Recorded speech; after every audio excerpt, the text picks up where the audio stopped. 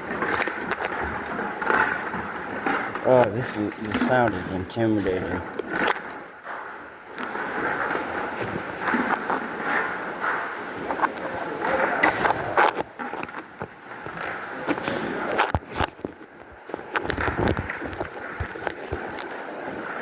Careful, don't drop your phone.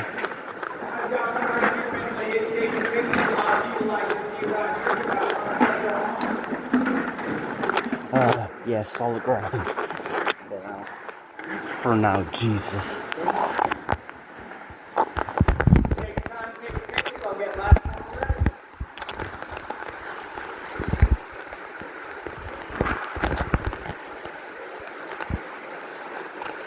There.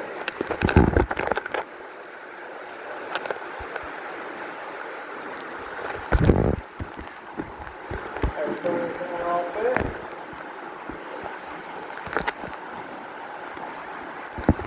I said night Alright, vision y'all, we mode. got a little dark behind us. We got this ramp coming on up. As the view come on up, so you'll get one more cool view of the daylight off in the distance.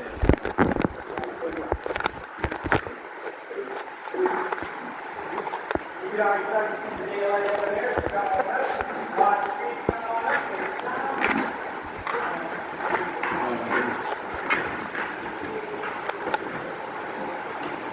Sit. Yeah, I see it on my camera.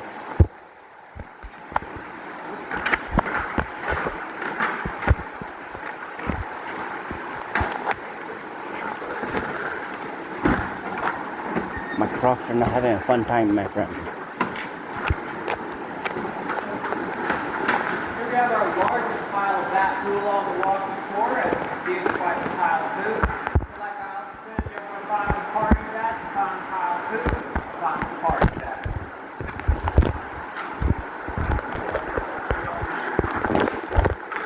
Here, let him go ahead of you. That's what I was trying to do. Sorry, You're not the point. I know. I'm not trying to be. Mendel Creek runs underneath us. Most of this stuff, you do take people underneath here. Remind you, there's enough airspace. Highest the water's ever been. They said they came down here, they could only see the top railing of the bridge.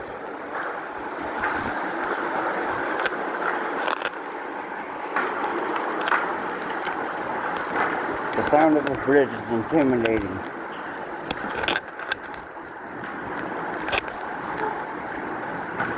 Oh, what happened here? Single rock wall. Oh, that's scary. And have you yet to repair it? You think they'll repair that one, right? What? You think they'll repair that? Because more damage the thing is, the higher chance it may collapse. Nope. Should be alright. It's stainless steel.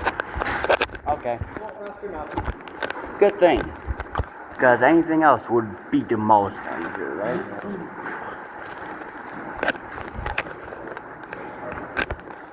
Alright, come down here and start building stuff. We got that scientist guy, geologist guys, come check things out. Make sure we weren't trampling anything historical, archaeological, endangered species, toxic gases.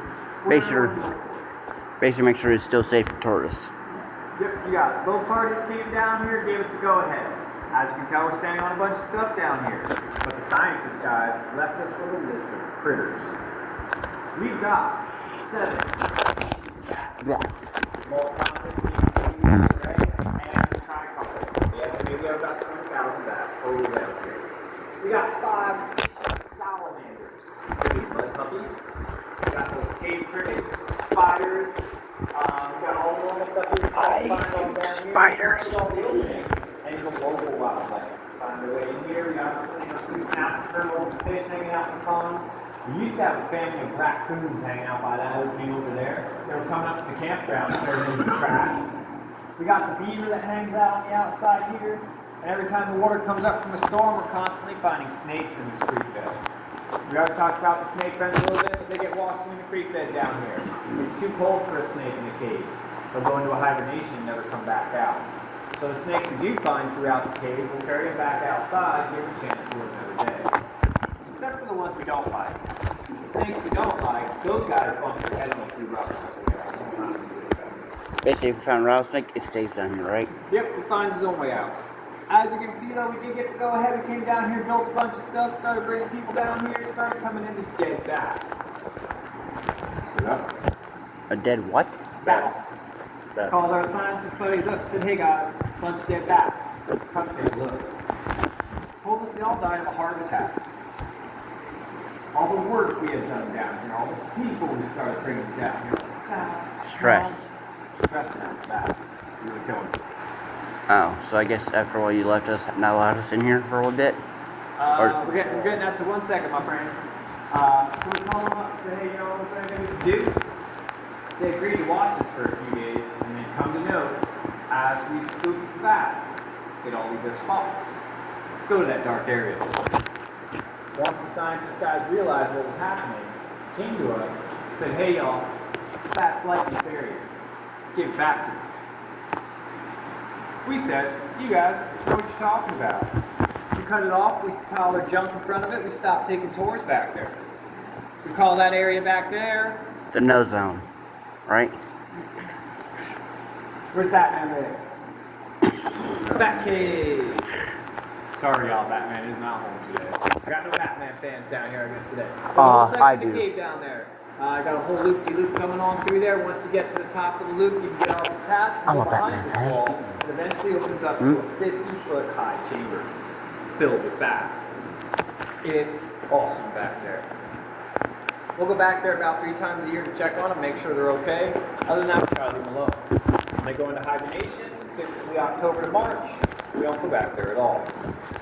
And in case y'all are wondering what was really going on down here, the first tour of the day came down and went this way. As they were doing the loop-de-loop, they'd spook all the bats back into their home, like you expect. Well, while they were doing the loop-de-loop, the next tour of the day came down went that way.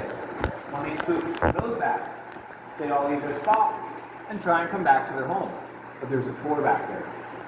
Ah, there's people. So they'd leave and go back where they came from. But by that time, the other tour was over there. Ah, there's people. So the bats were getting stuck in between the tours and they didn't know where to go. Once the science guys figured it out, they said, hey, you know, they're trying to go that way. Give it back to them. So we cut it off and our bat friends are back on the rise. Alright, y'all, we're gonna head on up this ramp whenever you're ready. Take the time to take the pictures. Also enjoy this last little bit of cool cave air. It disappears quickly and it only gets warmer the rest of the way out. Watch your feet, watch your head.